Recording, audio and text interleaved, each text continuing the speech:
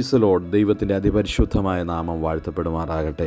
ഉൽപ്പത്തി പുസ്തകം 32:28. നീ ദൈവത്തോടും മനുഷ്യരോടും മല്ലു പിടിച്ച് ജയിച്ചതുകൊണ്ട് നിൻ്റെ പേരിനി യാക്കോബ് എന്നല്ല ഇസ്രായേൽ എന്ന് വിളിക്കപ്പെടും.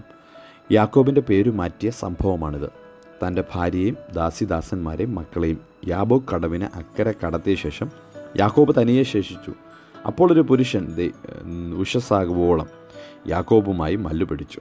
എത്ര മണിക്കൂർ ഈ മൽപ്പിടുത്തം നടന്നുവെന്ന് രേഖപ്പെടുത്തിയിട്ടില്ല. ഈ സംഭവത്തെ പരാമർശിച്ച് ഹോശേയ പ്രവാചകൻ ഇപ്രകാരം പറയുന്നു: അവൻ ഗർഭത്തിൽ വെച്ച് തൻ്റെ സഹോദരൻ്റെ കുതികാൽ പിടിച്ചു. തൻ്റെ പുരുഷപ്രായത്തിൽ ദൈവത്തോട് പൊരുതി. അവൻ ദൂതനോട് പൊരുതി ജയിച്ചു. അവൻ കരഞ്ഞ് അവനോട് അപേക്ഷിച്ചു. ഹോശേയ 12:3-4. ദൈവസന്നിധിയിൽ നമ്മെ തന്നെ താഴ്ത്തുക എന്നതാണ് പ്രാർത്ഥനയുടെ മറുപടി ലഭിക്കാനുള്ള ഒറ്റ വഴി. ദൈവം മറുപടി കൊടുത്തു. 33-ാം അധ്യായത്തിൽ അത് വ്യക്തമായി നമുക്ക് കാണുവാൻ കഴിയുന്നുണ്ട്. താൻ യേശാവിനെ എങ്ങനെ എതിരേൽക്കുമെന്ന് വിചാരിച്ച് ഭാരപ്പെട്ട് നിൽക്കുന്ന സമയത്ത് അങ്ങനെ സമ്മാനങ്ങൾ കൊടുത്തുവിട്ട് യേശാവിനെ എതിരേൽക്കുവാനുള്ള ഒരു വിവരണവും പിന്നീടുള്ള അധ്യായങ്ങളിൽ നാം കാണുകയും ചെയ്യുന്നു. യാക്കോബ് പെനിയേൽ കടന്നു പോകുമ്പോൾ സൂര്യൻ ഉദിച്ചു എന്ന് രേഖപ്പെടുത്തിയിരിക്കുന്നു. ദൈവവുമായി ഒരു വ്യക്തി നേരിട്ട് ബന്ധപ്പെടുമ്പോൾ അത് അവൻ്റെ ജീവിതത്തിൽ സൂര്യോദയത്തിന് തുല്യമാണ്.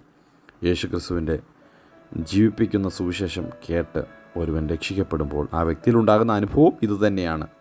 യേശുക്രിസ്തുവിനുമായുള്ള സജീവ ബന്ധമില്ലാതെ ആരെങ്കിലും ഈ പ്രഭാതത്തിൽ എന്നെ കേൾക്കുന്നുവെങ്കിൽ നിശ്ചയമായി കർത്താവുമായുള്ള ബന്ധം നിങ്ങൾ സ്ഥാപിക്കുക.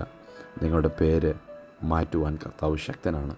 ഇതുവരെ നിങ്ങളെ ആരെന്ന്, നിങ്ങൾ ലോകത്തിൻ്റെ മക്കളെന്നോ ലോകത്തിൻ്റെ അനുഭവമുള്ളവരെന്നൊക്കെ പറഞ്ഞവരെ, ക്രിസ്തുവിൻ്റെ സ്നേഹം നമ്മെ ലോകത്തിൻ്റെ സ്നേഹികളല്ല, ദൈവത്തെ ഭയപ്പെട്ട് ജീവിക്കുന്ന, ദൈവമുഖത്തേക്ക് നോക്കുന്ന വ്യക്തികളാക്കി തീർക്കുവാൻ കഴിയുമെന്നുള്ള കാര്യം മറന്നു പോകരുത്.